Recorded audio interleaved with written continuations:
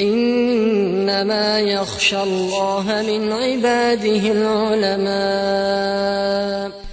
الحمد لله رب العالمين والصلاة والسلام على أشرف الأنبياء والمرسلين محمد وعلى آله وصحبه أجمعين ومن تبعه بإحسان إلى يوم الدين أما بعد. فهذا هو الدرس العاشر من شرح المعتقد الصحيح للإمام عبد السلام ابن برجس رحمه الله تعالى. قال المصنف رحمه الله تعالى: المعتقد الصحيح في الإيمان. ومن جملة اعتقاد أهل السنة أن الإيمان قول باللسان بأن ينطق بشهادة التوحيد لا إله إلا الله محمد رسول الله، واعتقاد بالقلب بأن يجزم جزما قاطعا بصدق كلمة التوحيد، وعمل بالجوارح. قال الإمام الشافعي رحمه الله تعالى: كان الإجماع من الصحابة والتابعين ومن بعدهم ومن أدركناهم يقولون: الإيمان قول وعمل ونية، ولا يجزئ واحد من الثلاثة إلا بالآخر. رواه اللالكائي في السنة. ويزيد الإيمان بالطاعة وينقص بالمعصية. قال تعالى: الذين قال لهم الناس إن الناس قد جمعوا لكم فاخشوهم فزادهم إيمانا. وقال: وإذا تليت عليهم آياته زادتهم إيمانا وعلى ربهم يتوكلون. وقال تعالى: وإذا ما أنزلت سورة فمنهم من يقول أيكم زادته هذه إيمانا، فأما الذين آمنوا فزادتهم إيمانا وهم يستبشرون. وقال تعالى: ولما رأى المؤمنون الأحزاب قالوا هذا ما وعدنا الله ورسوله وصدق الله ورسوله وما زادهم إلا إيمانا وتسليما. وقال تعالى: هو الذي أنزل السكينة في قلوب المؤمنين ليزدادوا إيمانا مع إيمانهم. وقال تعالى: ويزداد الذين آمنوا إيمانا. ومثله قوله صلى الله عليه وسلم: أكمل المؤمنين إيمانا أحسنهم خلقا. رواه أحمد وغيره عن أبي هريرة: وإذا كان من اتصف بحسن الخلق فهو أكمل المؤمنين إيمانا، فغيره ممن ساء خلقه أنقص إيمانا. Donc après avoir détaillé les 6 piliers de la foi, l'auteur, rahimahullah, s'intéresse et définit ce qu'est la foi. Après avoir défini quels sont les piliers de la foi, comment concrétiser cette foi-là, l'auteur va s'intéresser et détailler ce qu'est la foi en elle-même. Qu'est-ce que la foi? Quelle est sa définition? Et qu'est-ce qu'elle implique? Donc, quelle est la croyance authentique concernant la foi? Donc, premièrement, la définition de la foi, l'iman, dans la langue arabe, c'est la reconnaissance par la langue, qui implique l'acceptation et la soumission. Ça, c'est la définition de l'iman dans la langue arabe. Le fait de reconnaître une chose par la langue, mais qui implique forcément l'acceptation de cette chose et également sa soumission, le fait de soumettre à cette chose-là. Et religieusement, comme l'imam rahimahullah ta'ala, il l'a défini, il dit qawlun bil lisan wa i'tiqadun bil qalb wa amalun bil jawarih. Il dit c'est une parole par la langue, une croyance par le cœur et des actes par les membres. Donc c'est une croyance c'est une parole par la langue, c'est-à-dire une parole qui est l'attestation de foi. Le fait de dire La ilaha illallah Muhammad Rasulullah.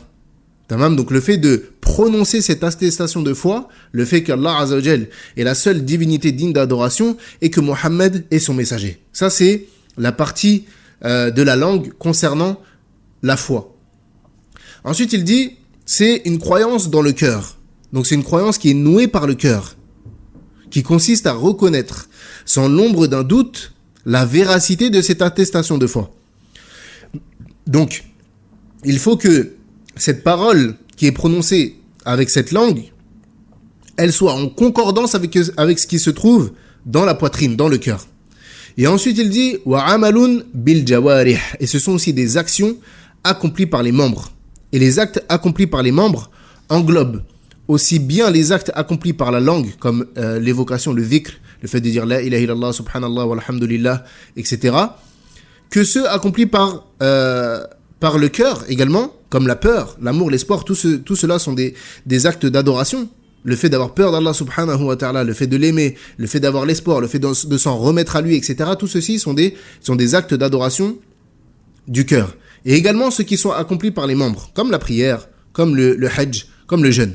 Donc les actes par les membres, ils englobent les actes de la langue, les actes du cœur et les actes des membres. Et l'imam al-Shafi'i rahimahullah ta'ala, il dit il y a un consensus des compagnons, des tabi'in, yani ceux qui ont suivi les compagnons, et ceux qui les ont suivis, ainsi que ceux que l'on a rencontrés, yani l'imam al-Shafi'i, sur le fait de dire que la foi est une parole, des œuvres et une intention.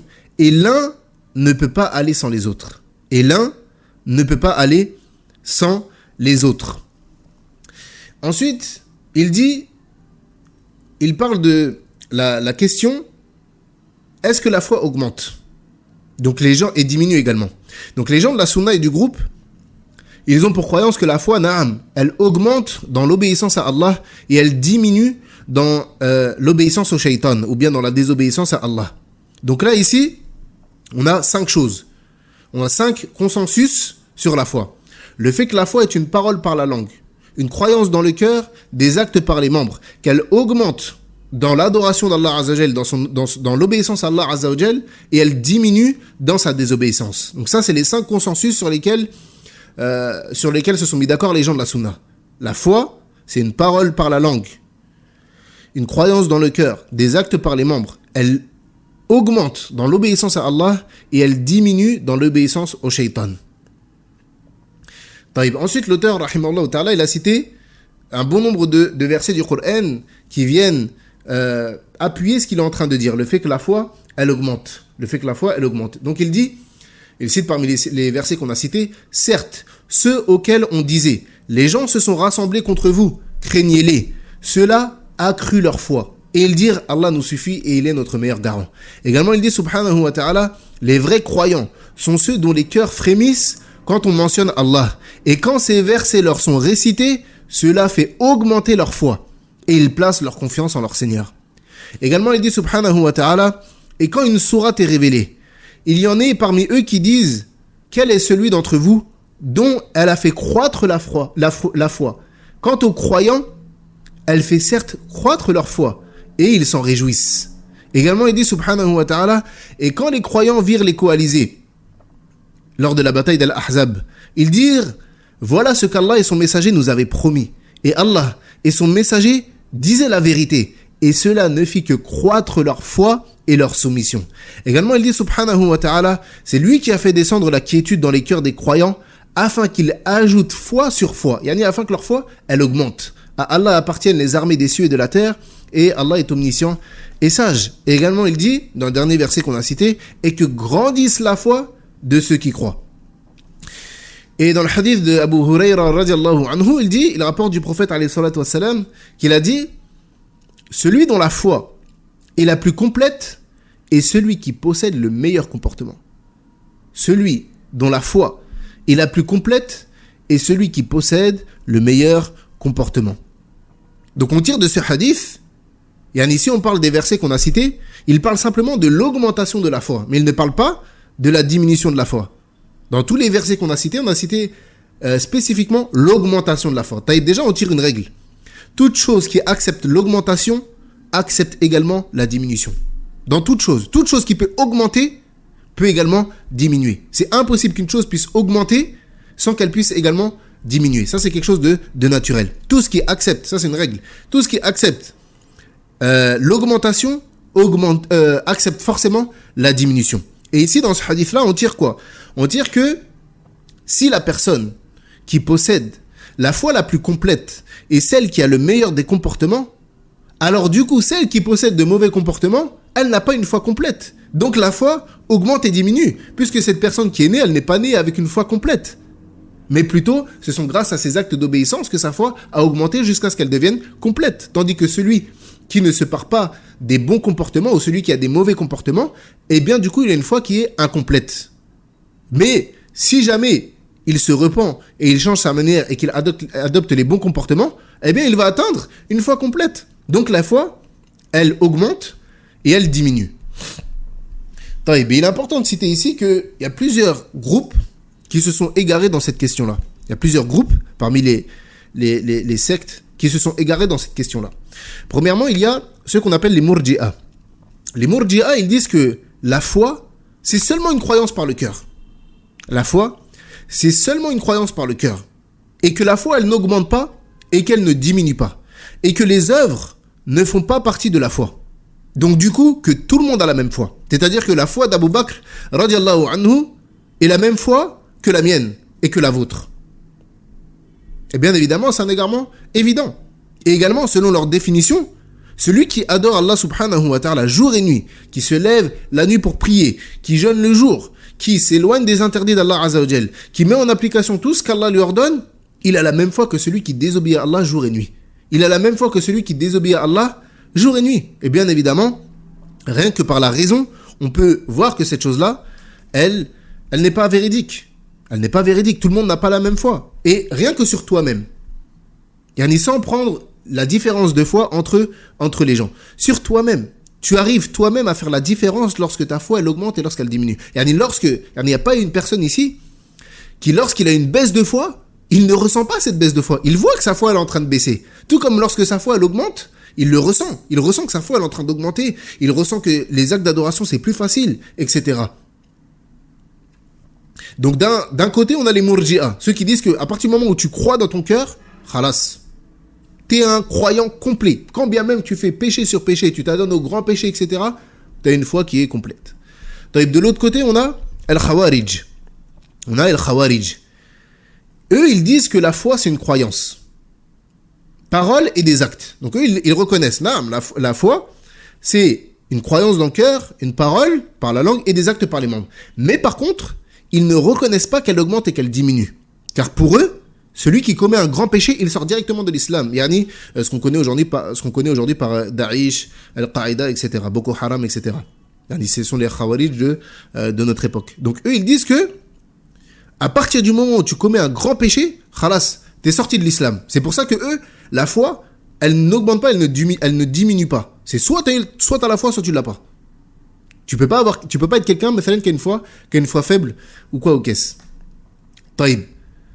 Et également, de ce côté-là, dans cet extrême-là, il y a les Mu'tazila. Eux, ils disent également que celui qui commet les grands péchés, c'est un kafir. Ils disent que Fid Dunya, c'est un kafir. Mais par contre, ils disent que Yom al-Qiyamah, il est entre la foi et la mécréance. Et ça également, c'est un égarement évident. Il y a celui qui réfléchit comment est-ce qu'une personne, Yom al-Qiyamah, elle peut être entre le paradis et l'enfer. Soit tu vas au paradis, soit tu vas en enfer. Soit tu vas au paradis, soit tu vas en enfer. Donc il y a deux extrêmes. Ceux qui disent que à partir du moment où tu crois, tu as la croyance dans ton cœur, c'est un croyant complet. Même si tu peux donc t'adonner à tout ce que tu veux, tous les péchés que tu veux, ta foi, elle est complète. Et d'un autre côté, on a ceux qui ont exagéré et qui disent que à partir du moment où tu fais un péché, donc une désobéissance, t'as plus de foi. Ta foi, elle est totalement partie et donc du coup, t'es devenu mécréant. Mécréant. Et les gens de la Sunna, ils sont comme toujours dans le juste milieu. Ils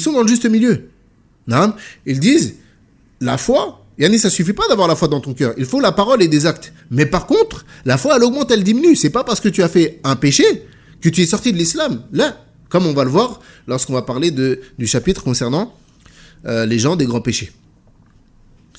قال المصنف رحمه الله تعالى وليس الإيمان قولا وعملا دون اعتقاد لأن هذا إيمان المنافقين قال تعالى ومن الناس من يقول آمنا بالله وباليوم الآخر وما هم بمؤمنين وليس هو مجرد المعرفة لأن هذا إيمان الكافرين والجاحدين قال تعالى وجحدوا بها واستيقنتها أنفسهم ظلما وعلوا وقال تعالى فإنهم لا يكذبونك ولكن الظالمين بآيات الله يجحدون وقال تعالى الذين آتيناهم الكتاب يعرفونه كما يعرفون أبناءهم وقال تعالى فلما جاءهم ما عرفوا كفروا به. Donc comme on l'a dit, la foi est une croyance par le cœur, une parole par la langue et des actes par les membres. Et les trois sont indissociables. Si une de ces trois choses vient à manquer, alors il n'y a pas de foi. Celui qui veut avoir la foi, il doit obligatoirement réunir ces trois choses. La croyance par le cœur, une parole par la langue et des actes par les membres. Donc la foi, c'est pas une simple parole et des actes même sans croyance. Car ça, c'est la foi de qui? Des hypocrites. Ça, c'est la foi de qui? Des hypocrites. Car les hypocrites, ils œuvrent, ils prient, ils font le hajj, ils jeûnent. À l'époque du prophète sallallahu alayhi wa sallam, ils allaient faire le djihad. Mais leur cœur, ils renferment la mécréance. Et quelle sera leur finalité? Ils hériteront du plus bas degré de l'enfer. Innal munafiqina fi darkil asfali minan nar. Certes, les hypocrites sont dans le plus bas degré de l'enfer. Également, Allah subhanahu wa ta'ala, il dit, et parmi les gens, il y a ceux qui disent, nous croyons en Allah et au jour dernier. Tandis qu'en fait, ils ne croient pas. Donc, ils l'ont reconnu avec la langue. Ils disent, nous croyons en Allah et au jour dernier. Mais en réalité, ils ne croient pas. Pourquoi? Car ils n'ont pas cette croyance dans le cœur.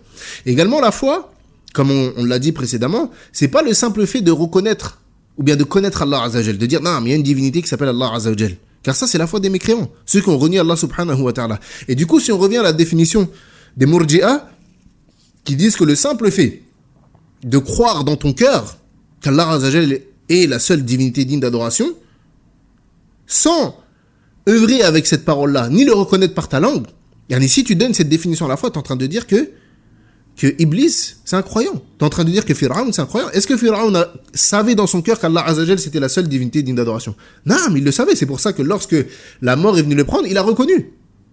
Il a dit, j'ai cru en la divinité à laquelle a cru Bani Israël.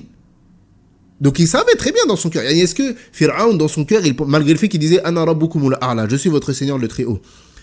Est-ce que Pharaon, il pensait vraiment dans son cœur que c'était lui qui donnait la vie, qui donnait la mort, qui guérissait les gens, ou qui les rendait malades, ou bien qui faisait en sorte que telle femme était enceinte d'un enfant, etc. Il savait très bien que c'était pas lui. Mais par orgueil, il voulait pas le reconnaître.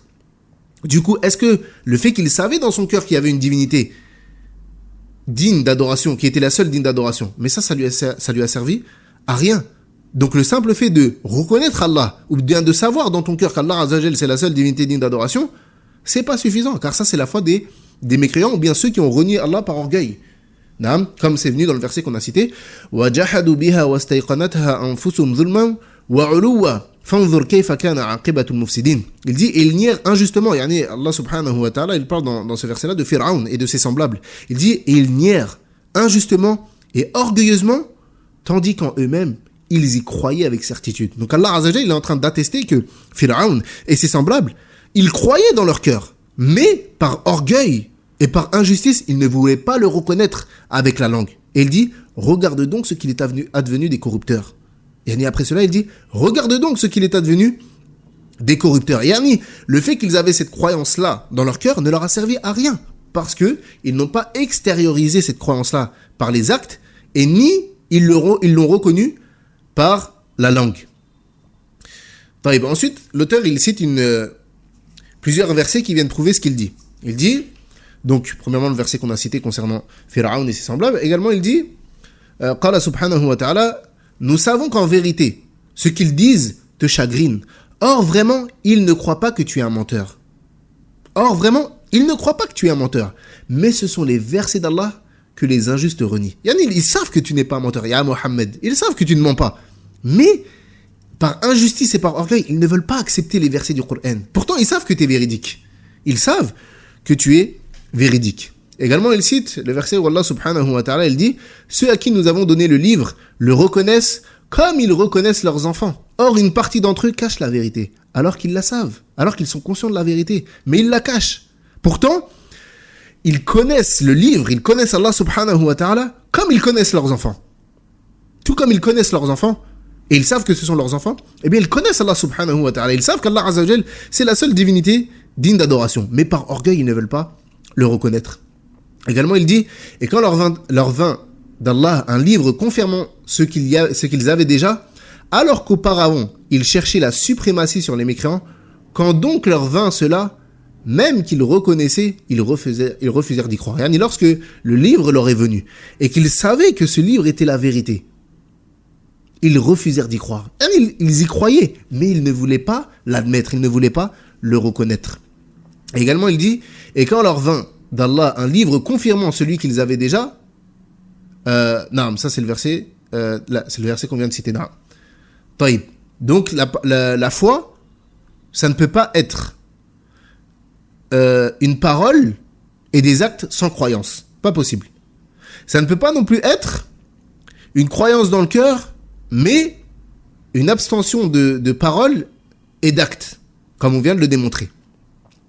Ensuite, l'auteur il dit, rahimahullah ta'ala, وَلَيْسَ هُوَ قَوْلًا وَاعْتِقَادًا دُونَ عَمَلٍ لأن الله سمى الأعمال إيمانا فقال تعالى وما كان الله ليضيع إيمانكم أي صلاتكم إلى بيت المقدس وفي الصحيحين من حديث ابن عباس رضي الله عنهما عن النبي صلى الله عليه وسلم أنه قال لوفد عبد القيس آمركم بأربع الإيمان بالله هل تدرون ما الإيمان بالله شهادة أن لا إله إلا الله وإقام الصلاة وإيتاء الزكاة وصوم رمضان وأن تعطوا من المغانم الخمس وفي الصحيحين أيضا عن أبي هريرة رضي الله عنه عن النبي صلى الله عليه وسلم قال الإيمان 79 شعبة فأعلاها قول لا إله إلا الله وأدناها إماطة الأذى عن الطريق والحياء شعبة من الإيمان.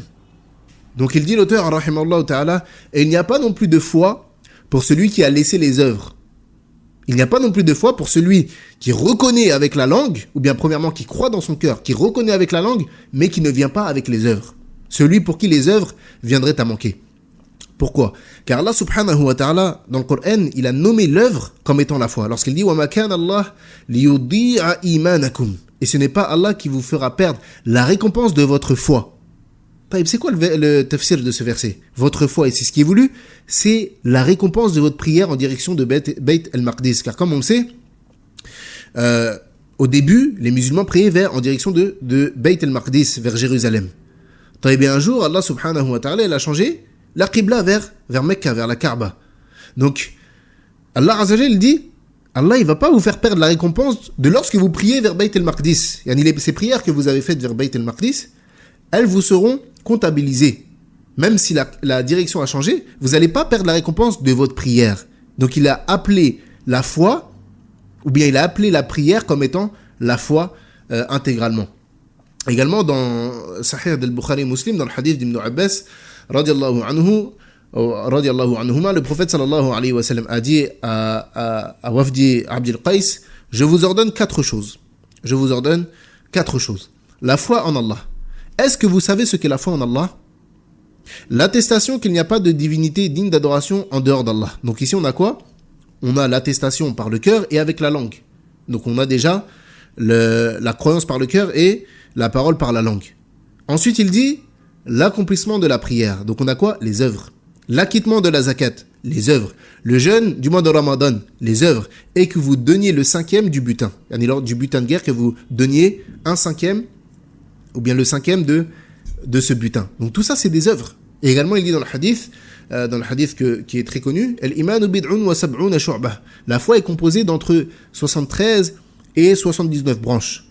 La plus haute d'entre elles, la plus grande branche de la foi, c'est la parole La ilaha illallah. Quant à la plus basse branche de la foi, c'est le fait de retirer du chemin quelque chose qui gêne le passage. Donc ici, on a quoi ? Le fait que tu retires du chemin quelque chose qui obstrue le passage, c'est une œuvre par les membres. C'est des œuvres par les membres. Et avec quoi tu retires cet objet gênant du chemin ? Avec tes mains ou avec tes pieds, peu importe, avec tes membres. Et il dit wal haya'u shu'batun min al-iman. Et la foi et la pudeur est une branche de la foi. Et la pudeur est une branche de la foi. Taïb, c'est quoi la pudeur ? La pudeur, c'est une adoration du cœur. Et on a dit que dans les actes des membres, rentraient les actes de la langue, les actes des membres, mais également les actes du cœur, comme la foi, comme la peur, l'espoir, la confiance en Allah Azza wa Jal, etc. Donc ici également, on a la preuve que cela rentre, qu'il ne peut pas y avoir de foi sans la croyance dans le cœur, sans la parole par la langue et sans les actes. Celui qui ne vient pas avec une de ces trois choses, alors il n'y a pas de foi pour lui. Il n'y a pas de foi pour lui. Et en réalité, comment est-ce qu'on pourrait affilier une personne à la foi alors qu'elle n'œuvre rien de l'islam? Comment est-ce qu'on peut dire qu'une personne à la foi, elle croit fermement en Allah subhanahu wa ta'ala, sans l'ombre d'un doute, alors qu'elle n'œuvre rien de l'islam? Elle prie pas, elle jeûne pas, elle ne pratique aucun rite de l'islam. Et si sa foi était réelle, alors elle aurait œuvré. Car les œuvres, ils sont le reflet du cœur. Les œuvres, ils sont le reflet du cœur. Certes, nous, on ne juge pas le cœur d'une personne. On ne juge pas le cœur d'une personne. On ne dit pas telle personne, c'est un hypocrite. Telle personne n'y croit pas, etc. Là, pourquoi? Car Allah subhanahu wa ta'ala, c'est le seul détenteur. C'est le seul qui détient la connaissance du contenu des poitrines. Nous, on ne peut pas savoir. Allah Azza wa Jal, c'est le seul qui peut voir ce qu'il y a dans la poitrine de toute personne. Mais nous, on ne peut pas savoir. Mais par contre, les œuvres d'une personne, elles sont un indicatif de ce qui se trouve dans ce cœur-là. Ils traduisent ce qui s'y trouve. C'est pour ça qu'on dit que les œuvres sont le reflet du cœur. Il y a une personne qui ne prie pas. Malheureusement, tu trouves beaucoup de personnes qui disent ça. Il y a des gens qui pratiquent absolument rien de l'islam. Il n'y a pas un mois, il n'y a pas un jour où ils pratiquent quelque chose de l'islam. Et ils te disent, moi je crois en Allah. Là, si tu avais réellement cru, alors tu aurais œuvré. Malgré le fait que peut-être tu aurais œuvré avec des manquements, mais tu aurais œuvré, tu n'aurais pas délaissé toutes les œuvres de manière totale. Donc pour faire partie des gens de la foi, il faut obligatoirement réunir ces trois choses. قال المصنف رحمه الله تعالى وليس شيء من الأعمال تركه كفر إلا الصلاة فمن تركها مطلقا فقد كفر أجمع على ذلك صحابة رسول الله صلى الله عليه وسلم قال عبد الله بن شقيق لم يكن أصحاب رسول الله صلى الله عليه وسلم يرون شيئا من الأعمال تركه كفر غير الصلاة رواه الترمذي. Il dit, et il n'y a pas le délaissement d'une œuvre qui fasse tomber dans la mécréance, si ce n'est le délaissement de la prière. Il n'y a pas le délaissement d'une œuvre qui fasse tomber dans la mécréance, si ce n'est le délaissement de la prière. Yani, mathalan, quelqu'un qui délaisse le hajj. Quelqu'un qui a la capacité de faire le hajj, mais qui ne l'accomplit pas. C'est un kafir? Là. Pourquoi? Parce que le seul acte qui te fait sortir de l'islam, si tu le délaisses, c'est la prière. Comme il dit, فَمَنْ تَرَكَهَا مُطْلَقًا فَقَدْ كَفَرَ. Celui qui la délaisse totalement, on ne va pas rentrer dans la divergence qu'il y a pour celui qui le laisse par paresse, etc. C'est pas le lieu ni le moment d'en parler. Mais il dit, celui qui la délaisse complètement, totalement, alors c'est un mécréant. Et les compagnons du prophète sallallahu alayhi wa sallam, il y a un consensus des compagnons sur cette chose-là. Celui qui délaisse la prière dans sa totalité, dans son intégralité, il ne prie pas aucune prière à aucun moment de l'année, alors il n'y a aucun doute que cette personne-là est un kafir.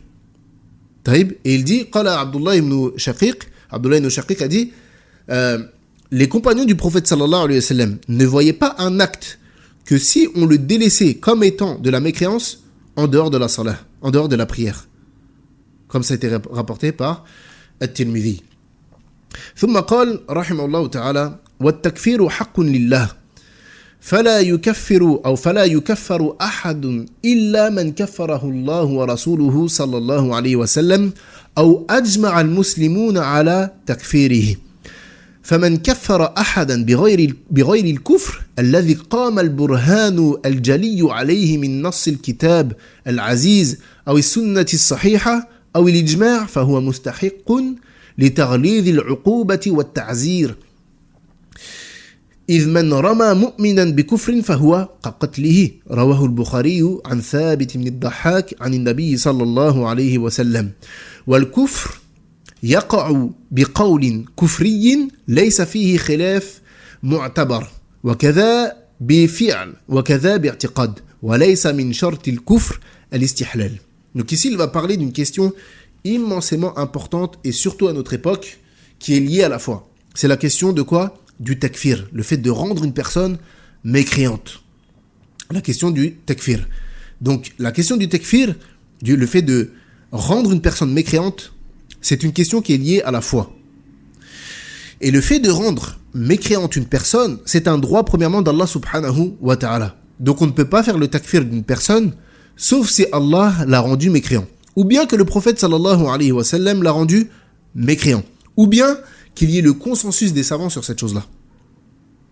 Et celui qui accuse un musulman de mécréance sans preuve claire provenant du noble Coran ou bien de la sunna authentique, ou bien du consensus des savants, alors il pourra et il méritera d'être châtié par le juge musulman. Et le prophète alayhi salatu wassalam, il dit Man rama mu'minan bi kufrin fahuwa ka qatlihi. Accuser un croyant de mécréance est semblable au fait de le tuer. Yani, c'est une chose dans laquelle beaucoup de personnes sont tombées dans la facilité. Je veux dire, un tel kafir. Subhanallah, lorsque tu rends mécréante une personne, yani, c'est pas le simple fait de dire que cette personne-là est mécréante et khalas, ça s'arrête ici. Là, lorsque tu dis que quelqu'un est mécréant, tu es en train de dire que toutes ses œuvres ont été annulées par Allah Azza wa Jal. Lorsque tu dis qu'une personne est devenue mécréante, tu es en train de dire que son sang est devenu licite, on a le droit de le tuer, que ses biens sont devenus licites, que sa femme lui devient interdite, que toute sa famille, s'il meurt, ne prenne pas l'héritage. Et que si quelqu'un de sa famille meurt, eh bien lui, il n'hérite pas de cette personne-là. Tu es en train de dire qu'il est en enfer pour l'éternité, qu'Allah ne lui pardonnera pas, qu'on ne le lavera pas, qu'on ne le mettra pas dans le linceul, qu'on ne priera pas sur lui, qu'on ne l'enterre pas avec les musulmans, etc. Yani, c'est pas le simple fait de dire un tel il est kafir et khalas. Là, il y a beaucoup d'ahkam, beaucoup de choses qui découlent du fait de dire qu'un tel est mécréant. Donc faut pas tomber dans cette chose-là avec facilité. Faut pas tomber dans cette facilité-là de dire un tel il est mécréant. Et on va expliquer la règle tout de suite. Il dit le cheikh rahimallahu ta'ala wa farqun بين التكفير العام وتكفير الشخص المعين. فالتكفير العام كالوعيد العام يجب القول بإطلاقه وعمومه كقول الأئمة من قال القرآن مخلوق فهو كافر كقول ابن خزيمة رحمه الله من لم يقر بأن الله على عرشه قد استوى فوق 7 سماوات فهو كافر حلال الدم وكان ماله فيئة. وتكفير الشخص المعين لا بد فيه من توفر الشروط وانتفاع الموانع لا يلزم من التكفير المطلق العام تكفير الشخص المعين حتى تتوفر فيه شروط التكفير وتنتفي عنه موانعه. Il dit, rahimahullah ta'ala, donc il faut savoir que le takfir, le fait de rendre une personne mécréante, ça se divise en deux. Le takfir général et le takfir particulier. Le takfir général et le takfir particulier. Taïb, c'est quoi la différence entre les deux? C'est quoi la différence entre le takfir général et le takfir individuel? Le takfir général est semblable à la menace globale du châtiment. Comme par exemple la parole des imams, comme a cité l'imam rahimallah, Man qala al-Qur'an makhlouq fahuwa kafir. Celui qui dit que le Qur'an a été créé, c'est un kafir. Taïb, il n'y a pas de mal dans ça. Quant au takfir d'une personne en particulier, alors c'est le fait de désigner une personne en particulier. C'est le fait de désigner une personne en particulier. Yani lorsque je dis Man qala al-Qur'an makhlouqun fahuwa kafir. Est-ce que j'ai désigné quelqu'un en particulier, une personne particulière? Là, c'est un jugement général. Celui qui fait ça, il a ça. Celui qui se procède pour autre qu'Allah, c'est un kafir. Celui qui insulte Allah, c'est un kafir. Celui qui dit que le Qur'an a été créé, c'est un kafir. Celui qui dit qu'Allah n'est pas élevé au-dessus de ses 7 cieux, sur son trône, au-dessus de son trône, c'est un kafir. Là, j'ai visé personne. Mais le takfir particulier, c'est le fait que tu dises telle personne, un tel, Mohamed, un tel, mon voisin qui s'appelle Idriss ou Mohamed, il a fait tel acte, alors c'est un kafir. Alors là. Pourquoi? Parce qu'il faut impérativement, au préalable, que les conditions soient réunies, ainsi que toutes les excuses non valables. Pourquoi? Parce que la charia est venue avec certaines excuses pour une personne qui tomberait dans le koufr. Taïb. Donc la règle, c'est quoi? C'est que le takfir général, il ne rend pas obligatoire le takfir individuel. Le takfir général, il ne rend pas forcément obligatoire le takfir individuel, jusqu'à ce que la preuve soit établie et que la personne n'ait plus d'excuses. On va donner un exemple pour illustrer. Prenons une personne qui se rend auprès des tombes, qui invoque les morts. Est-ce que c'est du shirk? Naam, c'est du shirk. Car comme on l'a dit lorsqu'on a précédemment dans les cours précédents, l'invocation c'est un acte d'adoration. Ad-du'a huwa al-ibada. Comme qala an-nabi sallallahu alayhi wa sallam, l'invocation c'est l'essence même de l'adoration. Donc l'adoration, ou bien l'invocation, c'est un acte d'adoration. Donc, on n'a pas le droit de faire cet acte d'adoration pour autre qu'Allah. Donc, la règle générale ici, le takfir général, c'est de dire quiconque invoque autre qu'Allah a certes associé et il sort de l'islam. Ici, la règle elle est générale, j'ai visé personne. Taïb. Donc le fait de dire que celui qui invoque autre qu'Allah est un polythéiste mécréant, c'est autorisé. Et cela rentre dans le takfir général, car on n'a pas désigné une personne particulière. Maintenant, comme on l'a dit, si mon voisin, qui s'appelle Mohammed, il s'est rendu auprès d'une tombe pour y invoquer le mort qui s'y trouve, est-ce que Idriss, ou bien je sais plus si on a dit Mohammed ou Idriss, à la kulli hal, est-ce que ce voisin-là particulier dont je connais le prénom et je le désigne, lui particulièrement, c'est un polythéiste mécréant? Eh bien là, on ne va pas s'avancer tout de suite. Pourquoi? Parce qu'il faut ici, obligatoirement, que la personne ait réuni les conditions pour pouvoir faire son takfir. Et qu'il n'ait pas non plus d'excuses pour pouvoir le déclarer mécréant. Et ça demande de la science. Également le fait de parler des conditions du takfir, etc., c'est pas le sujet ici, mais pour juste donner un exemple.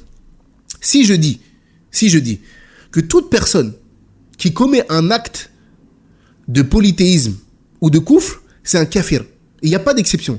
Je suis en train de dire que Methalène, une personne, si elle a commis un acte de polythéisme, sans le savoir, elle n'avait pas la science. Elle ne savait pas que cet acte-là, c'était un acte de polythéisme. Je suis en train de dire que c'est un kafir. Et s'il meurt comme ça, il est en enfer pour l'éternité. Là. Également, je suis en train de dire que Methalène, une personne, si elle a été contrainte, Methalène, une personne, on l'a kidnappée, on la met dans une pièce, on lui met un pistolet sur la tempe, on lui tire même dans la jambe, et on lui dit maintenant, si tu n'insultes pas Allah, je te tue. Ici, la personne elle a le droit de faire cette chose-là, parce qu'il a été contraint.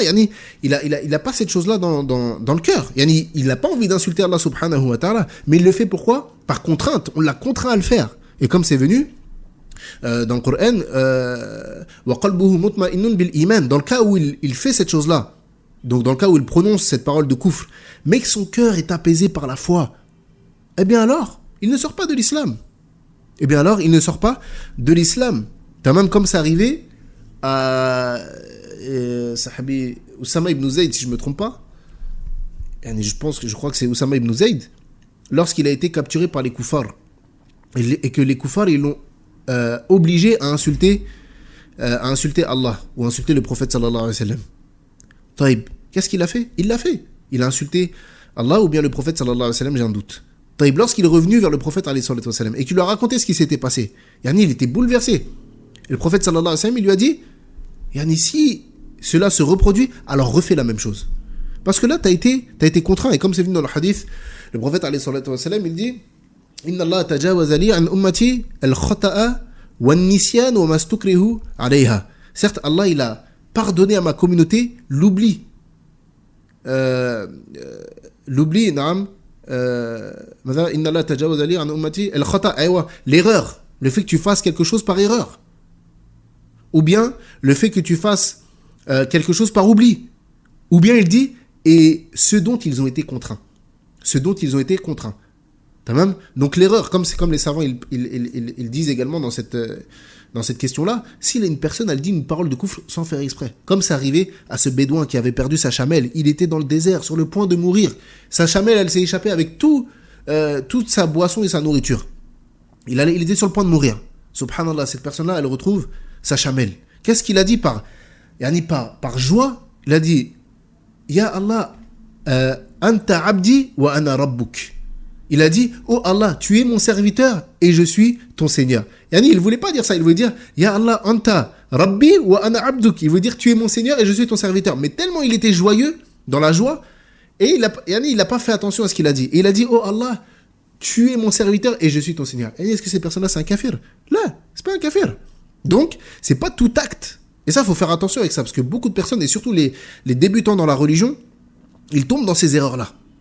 Et plus particulièrement chez nous en Afrique, du fait que le shirk, il est répandu, et lorsque les personnes elles rentrent dans la religion, elles voient des gens de sa famille, Methalène, invoquer des morts ou quoi au caisse, directement on va dire, c'est un kafir, khalas. Là, il se peut que cette personne-là, elle ne le sait même pas. Il se peut que la preuve n'a pas été établie sur elle.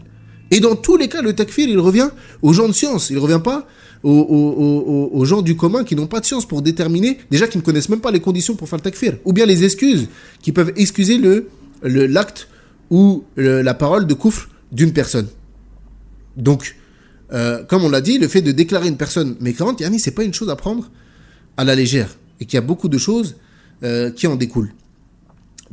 Et il dit également, l'imam rahimahullah, il dit le kufr yaqa'u biqawlin kufriyyin laysa fihi khilafun mu'tabar wa kadha bi fi'li kadha wa kadha bi fi'l wa kadha bi i'tiqad wa laysa min shart al-kufr al-istihlal. Il dit la mécréance, le fait de tomber dans la mécréance peut survenir ou bien survient de par une parole de mécréance que tu peux prononcer. Et il n'y a pas de divergence dans cela.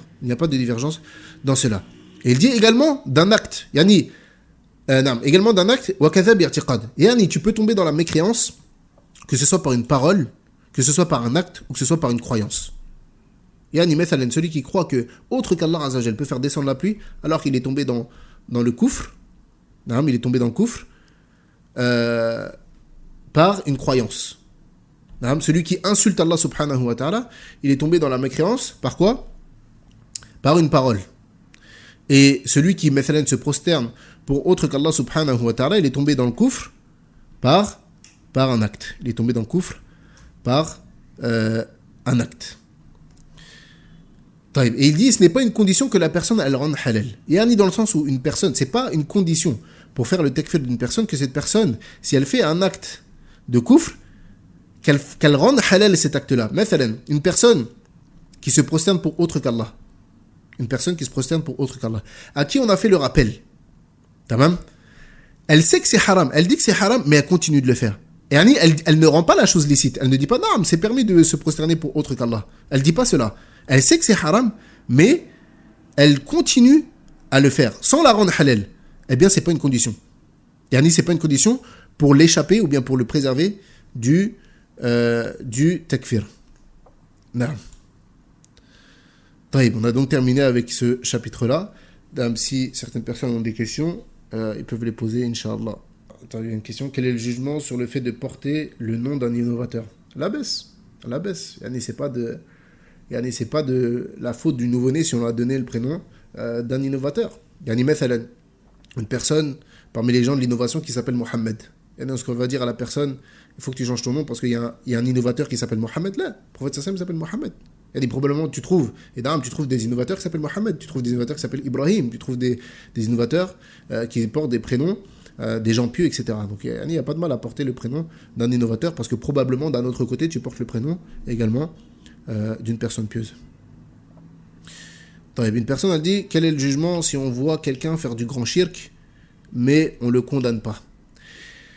Premièrement, il faut savoir que le fait d'ordonner le bien et d'interdire le mal, il a des conditions également.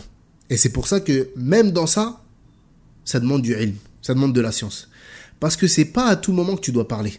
Il y a des moments qui sont propices à parler, il y a des moments qui ne sont pas propices à parler. Il y a des moments qui sont propices à parler, il y a des moments qui ne sont pas propices à parler. Tamam. Et également parmi les conditions, le fait que lorsque tu interdis un mal, ne découle pas de cela un mal encore plus grand. Mathalan, pourquoi on passe notre temps à dire que se rebeller contre les gouverneurs, c'est quelque chose de haram? Pourquoi est-ce qu'on dit ça? Parce que le mal qui va découler, il est encore plus grand. Admettons qu'on est dans un pays où le gouverneur est injuste. Il vole l'argent, etc. C'est une chose, mais maintenant le fait que vous allez vous rebeller contre lui, il va y avoir du sang qui va couler. Et c'est quoi le pire? C'est que le pays, il perd sa sécurité, ça devient l'anarchie totale, ou qu'on patiente avec son injustice. Alhamdoulilah, on peut pratiquer notre religion, on est en sécurité. El Mohim. Et regardez ce qui s'est passé dans les pays, que ce soit en Égypte, mathalan, lorsqu'il y a eu ces révoltes, comme Cheikh Ali Moussa, hafizallahu ta'ala, il disait, lorsque le gouverneur a été expulsé, entre guillemets, et qu'il n'y avait plus de gouverneur, c'était la jungle. C'était le désordre total.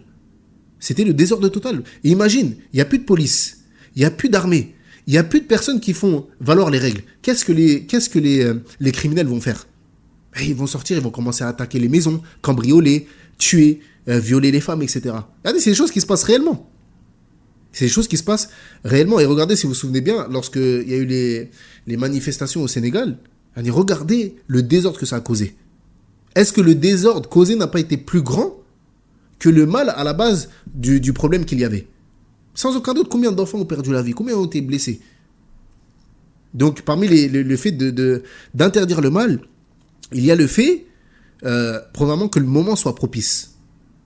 Deuxièmement, le fait que le fait que tu lui interdis cela n'amène pas un mal encore plus grand que ce mal dans lequel il est.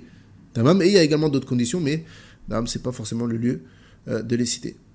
Une personne a dit, est-ce que les questions, comme on l'a dit, il faut qu'elles soient en rapport avec le cours. Jazakumullahu khairan. Une personne a dit, est-ce que c'est permis de maudire quelqu'un sans preuve? Là, c'est pas permis de maudire une personne, même avec preuve. C'est pas permis de maudire une personne en particulier. Que tu maudisses quelqu'un de manière générale, mutlaqan, ou bien que tu maudisses, qu'Allah il maudisse telle catégorie de personnes, etc., la baisse. Mais que tu maudisses une personne, un tel, là, alors ça c'est pas permis. Et la dernière question, on comprend, la pudeur est une adoration uniquement du cœur et non pas par les actes. La base, c'est que le asl de la pudeur se trouve dans le cœur. Mais comme on l'a dit, ça va se retranscrire sur les actes, car on a dit que les actes étaient le reflet du cœur. Une personne qui a de la pudeur dans son cœur, ça va se voir. Une personne qui a de la pudeur dans son cœur, ça va se retranscrire sur ses actes. Et d'ailleurs, le prophète alayhi salatu wa salam, il dit al-iman wal-haya qurana fa idha zala ahaduhuma zala al-akhar. Il dit la pudeur et la foi vont de pair. La pudeur et la foi vont de pair. Si l'un disparaît, alors l'autre va disparaître. Si l'un disparaît, l'autre va disparaître également. Pourquoi? Parce qu'une personne qui perd la foi, elle va perdre la pudeur.